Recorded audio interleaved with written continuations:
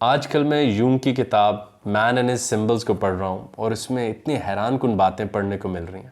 جیسے کہ ایک سوال اس نے اٹھایا کہ انسان اپنے کتبوں کو پتھروں سے کیوں بناتے ہیں اور قبروں کے اوپر یا نشانی کے طور پر پتھر ہی کیوں لگاتے ہیں. یعنی کہ کیا ہے ایسا پتھروں میں جو انسانوں کو امید دلاتا ہے اور وہ اسی کو نشانی کے طور پہ یوز کرتے ہیں یا اسی کے اوپر لکھنا چاہتے ہیں کہ یہاں کون دفن ہے.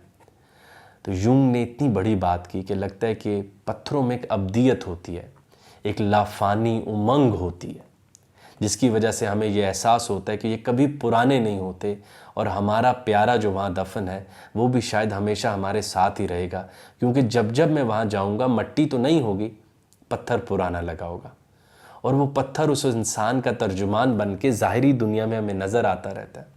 وہاں درخت رکھیں تو مرجھا جائے گا یا اس پر خزاں آ جائے گی. خزاں اداسی کے معنوں میں ہوتی ہے. نہ جانے اگر قدیم آدمی قبروں کے اوپر درخت تو ویسے اسلام نے کہا لیکن میں ان معنوں میں نہیں کہہ رہا، فقط اگر پودے لگاتا اور پتھر نہ لگاتا تو خزاں کے دنوں میں گھبرا جاتا قدیم آدمی کہ یار نہ جانے قبر میں ایسا کیا حال چل رہا ہے کہ اس کی اداسی یہاں تک آ گئی ہے. ایک اور عام بات جو اس ویڈیو کو بناتے ہوئے میرے ذہن میں آئی کہ انسان کا پہلا گھر بھی پتھروں میں تھا. ہم کیوز میں گئے.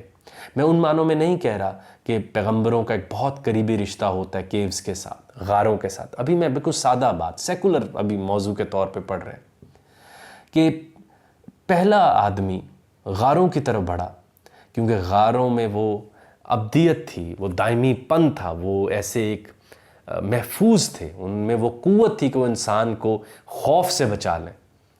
اب دیکھیے کہ ہم نے آج تک اپنے گھروں کو کم از کم سب کانٹیننٹل اور بلکہ زیادہ تر دنیا میں ہم اپنے گھروں کو پتھروں سے بناتے ہیں تاکہ یہ گما رہے کہ ہم یہاں ہمیشہ ہمیشہ خوش رہیں گے. وہ ہر کہانی کے آخر میں آتا ہے نا، and they started living happily ever after. مجھے لگتا ہے ہم نے یہ بات پتھروں کے گھروں میں سیکھی ہے کہ we can live forever اور we can live happily forever. تو قبروں کے اوپر پتھر لگانے سے انسان ایک عزم کرتا ہے کہ وہ نہیں مرا، وہ اب بھی موجود ہے، وہ ہمارے ساتھ ہی ہیں. اور دیکھو نا وہ پتھر ہے نا جو ان کی نشانی کے طور پہ اوپر لگائے، تو پتھر کے اوپر وہ پرانے پن کے آثار نہیں آتے، جس وجہ سے مجھے لگتا ہے انسانوں کی تسلی ہوتی رہتی ہے. یا یہ سمجھیں ایک اور معنی میں کہ قبروں پر پتھر لگانا انسانوں کا ایک ڈیفنس میکنزم تھا کہ انسان موت کو تھیورائز کر سکیں یا موت کو مائلڈ کر سکے اپنے ذہنوں میں کہ وہ پیارا تو اب چلا گیا، اب صبح جا کے اس کی قبر بھی دیکھ لی، لیکن قبر جیسے مٹی یا آندھی چلی، ہوا چلی، لیکن پتھر جو ہے وہ موجود رہتا ہے بار بار یہ بتانے کے لیے کہ آپ کا پیارا یہیں پر ہے. اور وہ پتھر اس کی پریزنس کا اظہار کرتا ہے جبکہ وہ ایبسنس میں زندہ ہوتا ہے. تو وہ ظاہر کی دنیا میں موجود ہو کے اس بات کی تسلی دیتا ہے، غم کا مداوع کرتا ہے.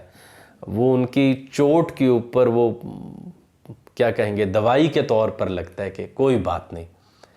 تو انسانوں کی تسلی ہو جاتی ہے. اور شاید یہی تسلی ہم سب جانتے ہیں کہ ہم سب مر جائیں گے، پھر بھی ہم پختہ گھر بناتے ہیں تاکہ ہم ایک ابدیت کو چکھ تو سکیں، یا ہم کیا کہیں گے دائمی پن کا ٹیسٹ تو اپنی زبانوں پر لا سکیں.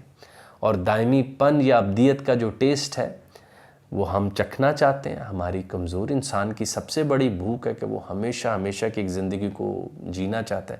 وہ باب مارلے سے پوچھا تھا نا واٹ از ہیپینس، تو اس نے کہا آئی ڈونٹ نو.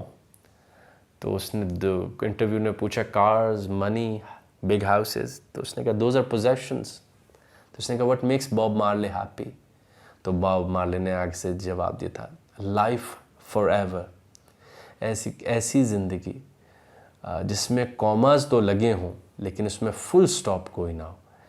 تو باب مارلے کی اس خوبصورت بات کے ساتھ ایک چھوٹی سی بس ایک رائے تھی کہ انسانی قبروں پر کتبے پتھروں کے کیوں بنتے ہیں. اور آپ یونگ کی بڑائی دیکھیے کہ وہ قبرستان جہاں سے ہم روز گزرتے ہیں اس نے اس طرح پڑے پتھر جو قبر پر لگا ہوا سے کیا فلسفہ جنریٹ کر دیا کہ یہ انسان کا ایک عزم ہے کہ وہ ابدیت تک چلا جائے یا دائمی پن کو چکھ لے.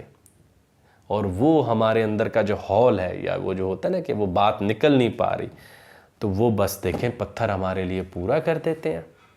تو یہ بڑی ایک پتے کی بات تھی جو یونگ نے اپنی بہت بڑی اور مشہور کتاب مین اینڈ ہز سمبلز میں کہی کہ انسان نے ان اینیمیٹ آبجیکٹس یعنی کہ نان لیونگ تھنگ جو آبجیکٹس تھے ان کو استعمال کر کے اپنی لیونگ کو بہتر کیا. یہ نہیں روٹی کھا لی سر پہ رکھ لیا، مگر اس نے ان لیونگ نان لیونگ آبجیکٹس یا ان اینیمیٹ آبجیکٹ سے ٹوٹمز بنائے ہیں.